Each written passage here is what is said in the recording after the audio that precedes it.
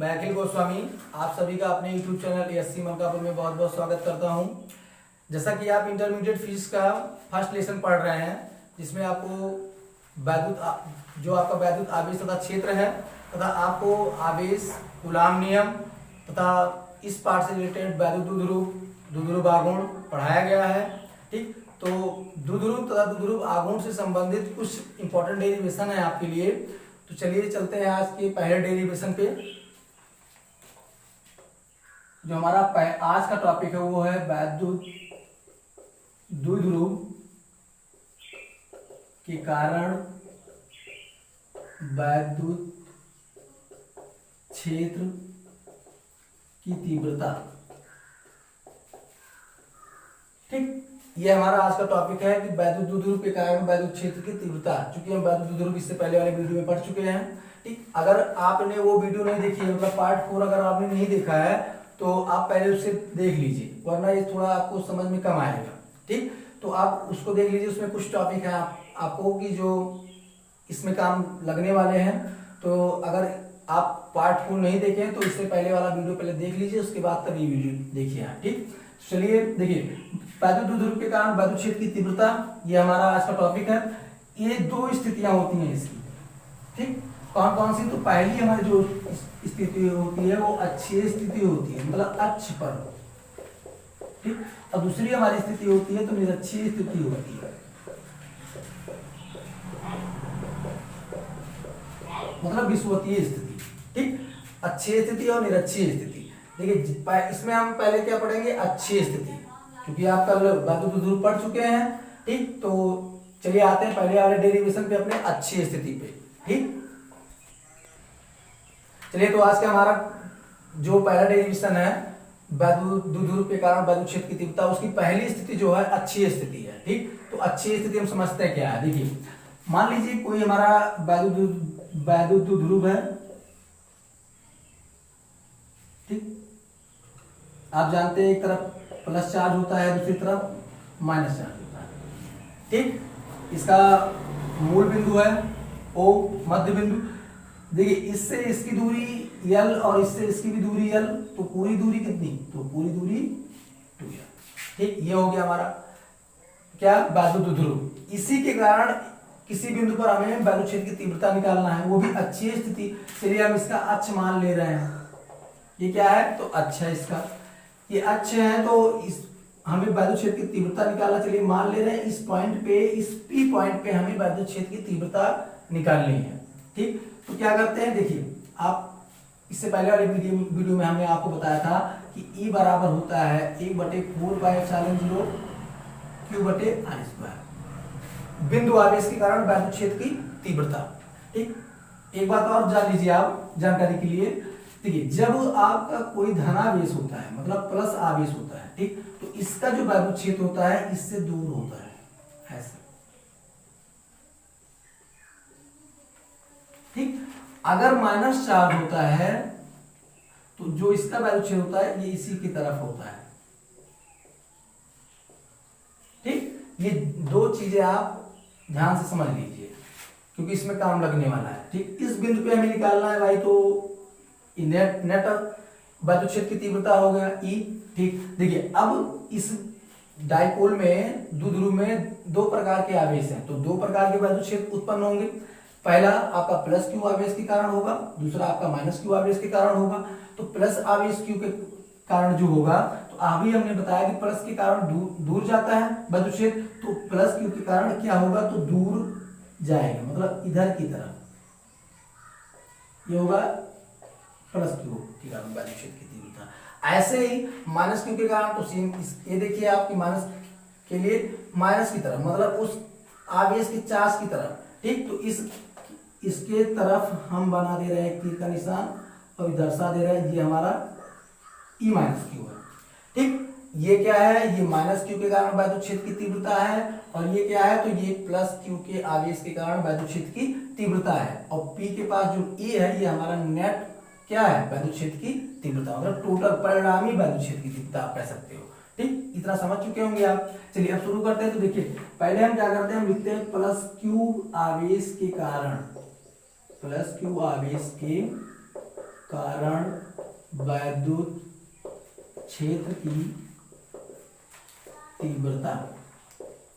जब plus Q आवेश के कारण होगा, इससे पहले वाले वीडियो में बताया हूं कि कोई भी बिंदु आवेश के कारण विद्युत क्षेत्र की तीव्रता कैसे निकालते हैं। तो E प्लस क्यू आवेश के कारण है तो E प्लस क्यू हो गया, ठीक। हमारा कांस्टेंट वैल्यू 1/4πε0।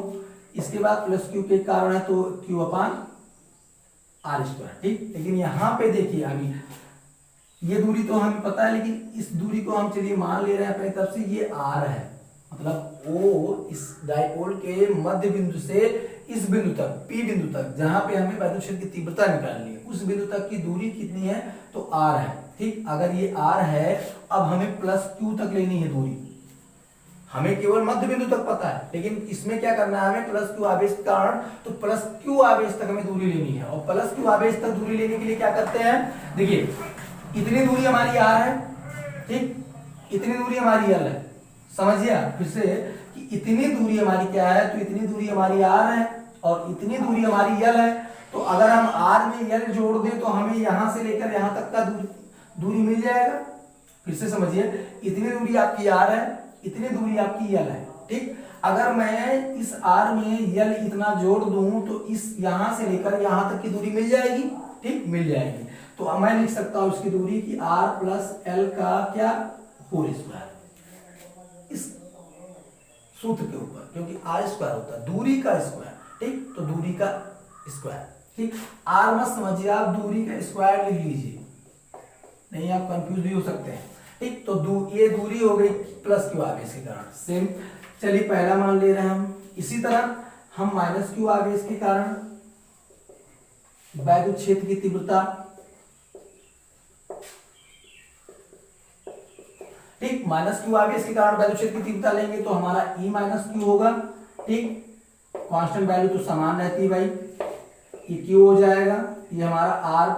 देखिए अब इसकी दूरी माइनस क्यू की दूरी, तो माइनस क्यू की दूरी भाई, माइनस क्यू यहीं पे है, ठीक, इतनी दूरी है। तो देखिए पूरी दूरी हमें नहीं लेनी, हम जानते हैं कि O से लेकर माइनस क्यू तक की दूरी कितनी है तो l है, O से लेकर P तक की दूरी कितनी है तो r है, ठीक। अब अगर r में से, इस पूरे r में से मैं इतना भाग घटा दूं तो मैं q से p तक की दूरी हमें मिल जाएगी। फिर से समझिए, इस r से लेकर इस r से अगर मैं इतनी दूरी घटा दूं तो हमें इतनी दूरी मिल जाएगी, ठीक। तो मैं इससे लिख सकता हूं इसकी दूरी के लिए कि r माइनस l का होल स्क्वायर, ठीक। ये सेकंड समीकरण आपका। अब ये फर्स्ट मिल चुका, सेकंड मिल चुका, ठीक। अब हमें परिणामी निकालना है बिंदु P पर, तो बिंदु P पर जो परिणामी E होगा, ठीक, वो क्या होगा, E1 माइनस E2।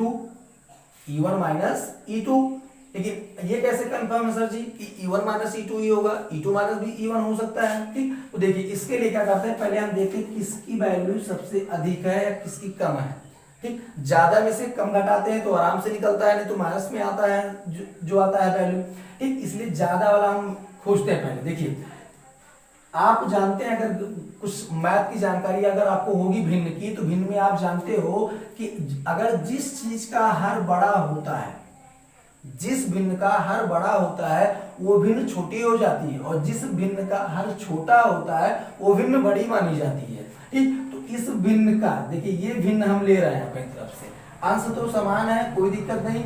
हर में देखिए, हर में ये प्लस है, अगर प्लस है तो ज्यादा होगा, और ज्यादा होगा तो अगर सॉल्व करेंगे तो वैल्यू कम आएगी। यहाँ पे क्या है, यहाँ पे माइनस है, माइनस का मतलब क्या है कि आपकी अगर घटाएंगे तो कम वैल्यू आएगी, और जब पूरा सॉल्व करेंगे तो हमारी वैल्यू कम आएगी, मतलब माइनस वाला जो चीज है वो हमारा बड़ा है, ठीक। तो इसे हम कर दे रहे हैं E minus Q minus E plus Q, ठीक। मतलब हम माइनस क्यू आवेश से की वैद्युत क्षेत्र जो माइनस क्यू आवेश के कारण वैद्युत क्षेत्र की तीव्रता है, उसमें से मैं प्लस आवेश के कारण वैद्युत क्षेत्र की तीव्रता को माइनस कर देता हूं, ठीक। तो हमें क्या मिलता है, परिणामी वैद्युत क्षेत्र की तीव्रता मिल जाती है। तो E बराबर हमारा देखिए क्या होगा, वैल्यू रखेंगे, ठीक। आप 1 मिनट के लिए देखिए, अगर 1/4πε0 को इतना बड़ा ना लिख के मैं केवल K लिखूं, ठीक, तो ठीक रहेगा, समझ रहे होंगे आप। आप के की जगह इसका प्रयोग कर सकते हैं, मैं इसके जगह हम इस के का प्रयोग कर रहा हूं। ठीक, चलिए इसको हम के मान ले रहे हैं। ठीक, पहले माइनस क्यू के कारण है तो पहले इसको लिखूंगा, तो देखिए आपका सीधा हो जाएगा K Q upon R minus L का स्क्वायर, फिर माइनस चार्ज लगेगा, फिर के क्यू अपान इस चीज का आर प्लस एल का होल स्क्वायर। ठीक, दोनों वैल्यू ऊपर हमारा जो अंश है वो समान है। ठीक, तो अगर अंश समान है तो मैं कॉमन ले रहा हूं, के क्यू बाहर हो जाएगा, ये बचेगा हमारा आर माइनस एल का square minus 1/r plus L का होल स्क्वायर। ठीक, अब आप बिंदु का घटाओ, चलिए इसको इधर गुणा कराते हैं तो आर प्लस एल का स्क्वायर, इसको इधर गुणा कराते हैं, माइनस का है तो चिन्ह साथ में रख लेके चलते हैं। देखिए यहाँ पे R A minus B A plus B, आप जानते हैं ए माइनस बी और ए प्लस बी क्या होता है, तो हम बता दें आपको ए माइनस बी और ए प्लस बी हमारा होता है ए स्क्वायर माइनस बी स्क्वायर। अगर यहीं पे हमारा स्क्वायर लगा हो दोनों पे तो इसका भी स्क्वायर लगा दो। ठीक, मतलब ए minus B A plus b का इस दोनों पे स्क्वायर लगा तो मैं क्या करूं, आर ए स्क्वायर माइनस मतलब R square minus L square का मैं पूरे का होल स्क्वायर लगा दे रहा हूं। ठीक, इसको आप ध्यान में रखिएगा कि k बराबर 1/4 पाई एप्सिलॉन 0। ठीक, चलिए देखिए अब इसको सॉल्व करते हैं तो e बराबर हमारा ये वैल्यू ऐसे ही रहेगी। ठीक, इसको खोलते हैं तो आप जानते हो a प्लस बी का होल स्क्वायर फार्मूला क्या होता है, तो a square plus b square plus 2ab ये फार्मूला है। यहां भी वही काम, तो a square plus b square minus का 2ab, क्योंकि ये a माइनस बी का होल स्क्वायर है। ठीक, चलिए ये मिल गया हमें। देखिए अगर अब ब्रैकेट जो ब्रैकेट अंदर इसमें लगा है इसको हम हटाते हैं, तो जब ब्रैकेट हटाते हैं हम तो पहले इसको लिख लीजिए 2rl। देखिए जब ब्रैकेट हटाते हैं तो ये माइनस का जो चिन्ह है सबके साथ में गुणा करेगा, तो माइनस का आर स्क्वायर मिलेगा, फिर प्लस माइनस का एल स्क्वायर मिलेगा और माइनस माइनस का प्लस हो जाएगा 2rl। ठीक, और पूरे का बटा कितना है, तो R square minus L square का होल स्क्वायर है। ठीक, अब e बराबर हमें मिलेगा के क्यू ऐसे रहने दीजिए। ठीक, देखिए यहाँ पे plus value minus plus minus 2 2 4 होता है, 4rl हो जाएगा बटे R square minus L square का होल स्क्वायर। अब एक बात और समझ लिया आपको क्या, कि अगर हमारा जो r है उस आपको दिख रहा होगा फिगर में कि एल से बहुत बड़ा है, ये जो एल है हमारा शायद बहुत छोटा है आर से, आर बहुत बड़ा है इस एल से। तो जब हमारा आर जो होता है, लिख ले रहे हैं कि आर बहुत बड़ा होता है इससे एल से, तो आर स्क्वायर क्या होगा, आर स्क्वायर 0 होगा। क्यों, क्योंकि जब आर भाई बहुत छोटा है तो आर स्क्वायर तो और छोटा होगा उससे। ठीक, तो आर स्क्वायर जो छोटा होगा 0 होगा।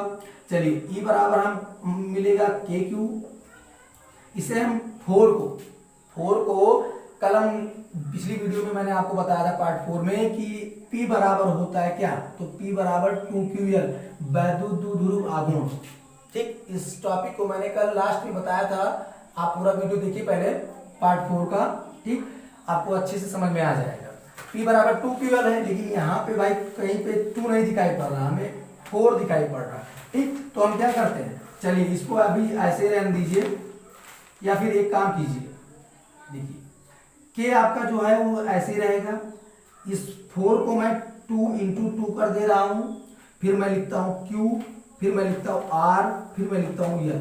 ठीक, उसके बाद आप यहाँ पे एल स्क्वायर का मान 0 रखे हैं। ठीक, तो यल हमारा 0 हो जाएगा तो बचेगा आर स्क्वायर का स्क्वायर। ठीक, अब देखिए ये आर स्क्वायर का स्क्वायर का मतलब क्या है कि आर की घात में 4 भी लिख सकता हूं, चलिए मैं डायरेक्ट 4 लिख दे रहा हूं। ठीक, अब एक आर से ये कैंसिल हो जाएगा, बचेगा कितना, तो ई बराबर देखिए अब हमें 2QL, ये 2QL दिखाई पड़ रहा है, P बराबर है कितना 2QL, तो 2QL इसमें भी दिखाई पड़ रहा है। मैं इसको क्या लिख सकता हूं, तो मैं इसको P लिख सकता हूं, तो हमें मिलेगा K 2P अपान RQ। ठीक, ये आपका डेरिवेशन होगा किसका, आपकी अच्छी स्थिति का। ठीक, अब आप इसमें के की जगह 1/4 अगर मान रखेंगे तो आपको मिलेगा क्या, चलिए ई बराबर मिलेगा 1/4 इंटू 2p/r³। ठीक, ये अच्छी स्थिति की पूरा डेरिवेशन है अच्छी स्थिति का। ठीक, नोट कर लीजिए, अगर समझ में ना आया हो तो वीडियो को फिर से देखिए और पार्ट 4 जरूर देखिए, क्योंकि उसके बिना आपको ये समझ में नहीं आएगा। चलिए दूसरा टॉपिक, उसकी दूसरी स्थिति क्या थी, तो दूसरी स्थिति हमारी निरक्षीय स्थिति थी।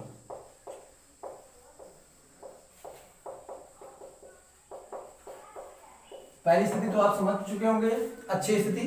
ठीक, चलिए निरक्षीय स्थिति। निरक्षीय स्थिति में क्या है, फिर वही काम हमारा, देखिए पहले आप फिगर समझिए।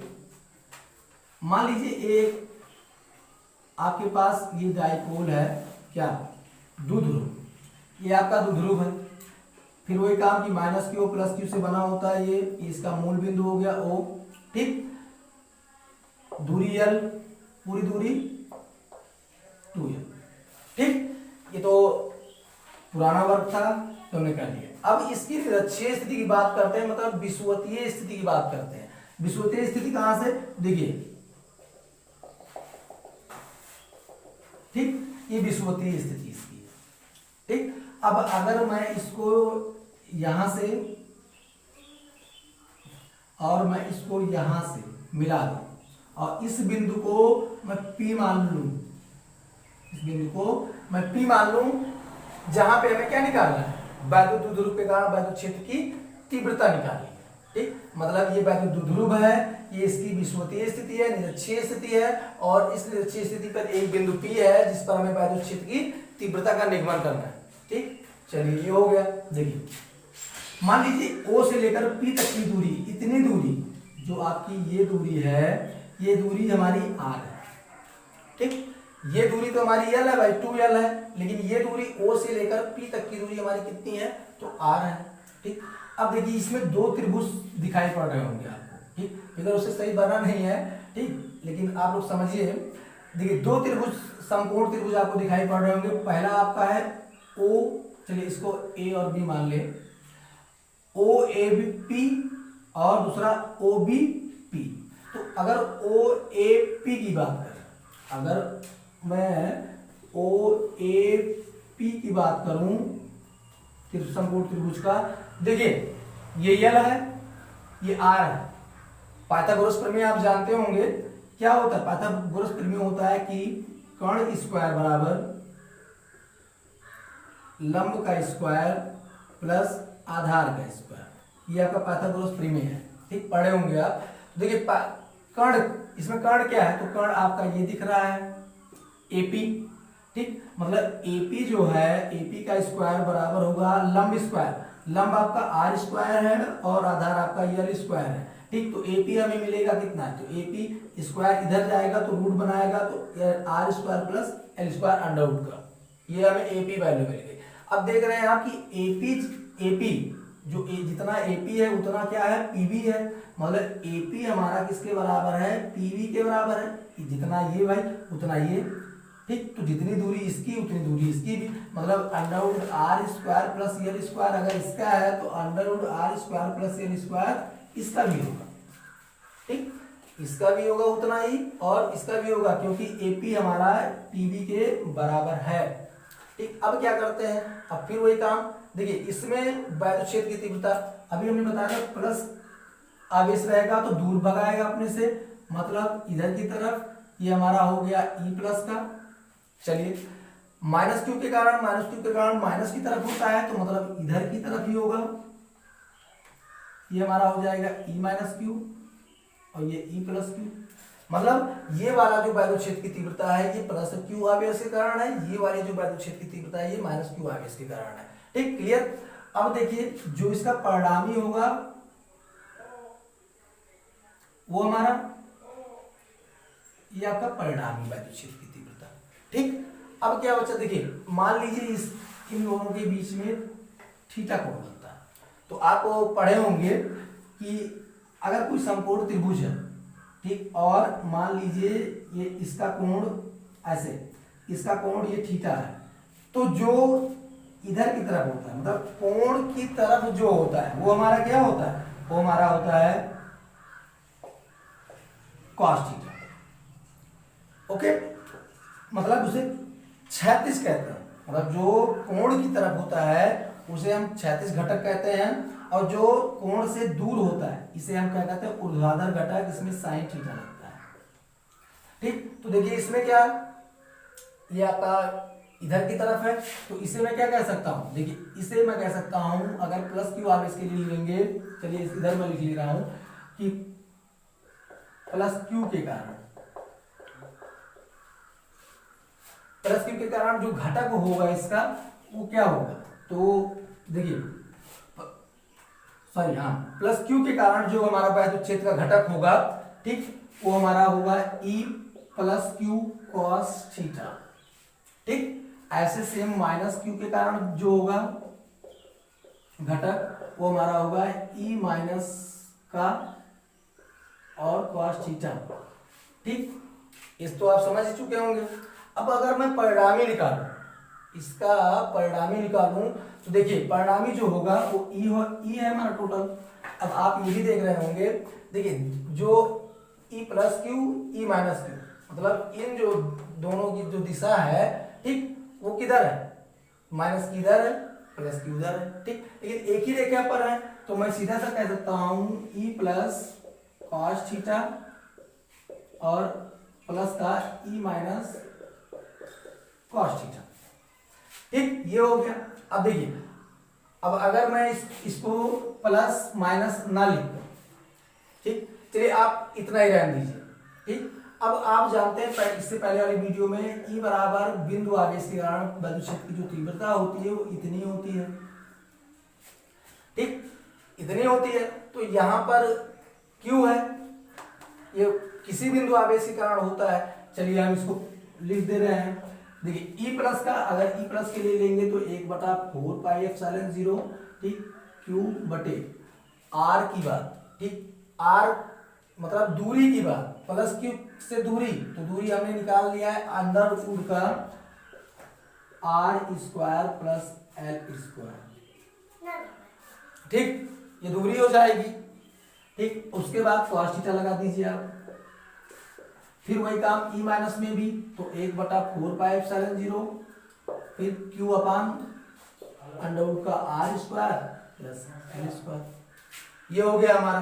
ठीक, अब देखिए दोनों वैल्यू कॉमन है, जब दोनों वैल्यू कॉमन है तो इसे हम एक अलग लिख ले रहे हैं एक बार। ठीक, 1/4 पाई एप्सिलॉन कर लीजिए, इसको क्यू बटे under root are square plus L square. ठीक, कॉस थीटा तो कितना,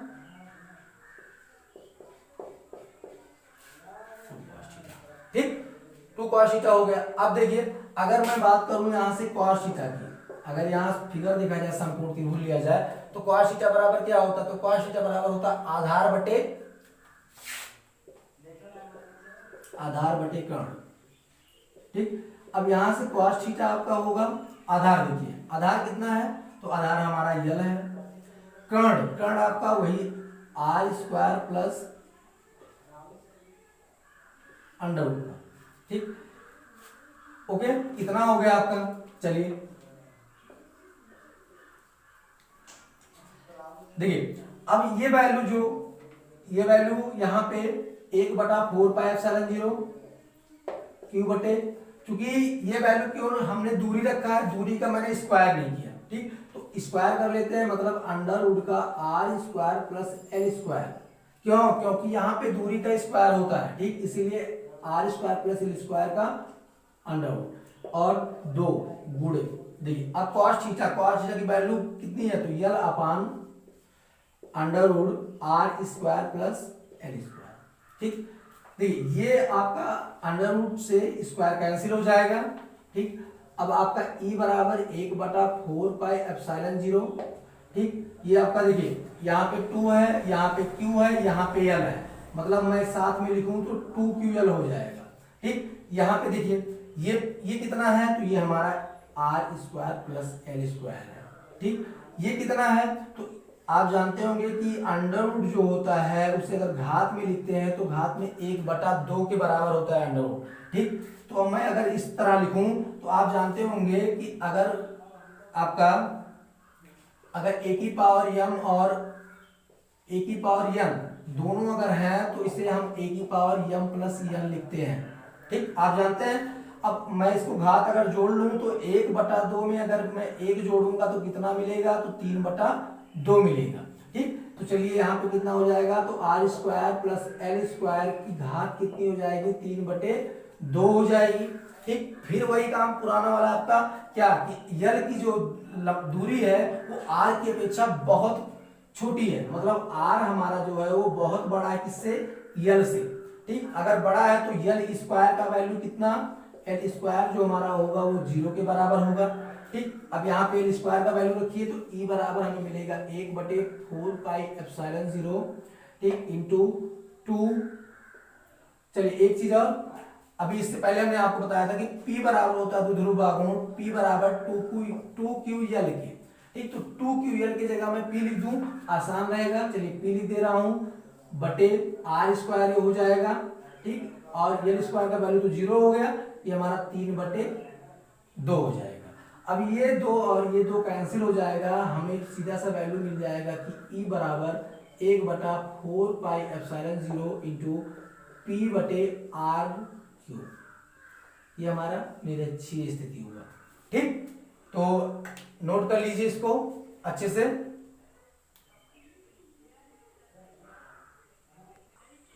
तो फ्रेंड्स, जैसा कि आप अच्छी स्थिति और निरक्षीय स्थिति समझ चुके होंगे, तो आज की वीडियो में बस इतना ही। ठीक, क्योंकि लॉकडाउन चल रहा है और पूरा देश कोरोना महामारी से ग्रसित है, तो आप लोग भी घर पे रहिए, सुरक्षित रहिए और घर पे रह के खुद पढ़िए और दूसरों भी पढ़ने के लिए प्रेरित कीजिए। इस वीडियो को शेयर भी कीजिए और दूसरों को भी देखने के लिए कहिए। Thank you friends.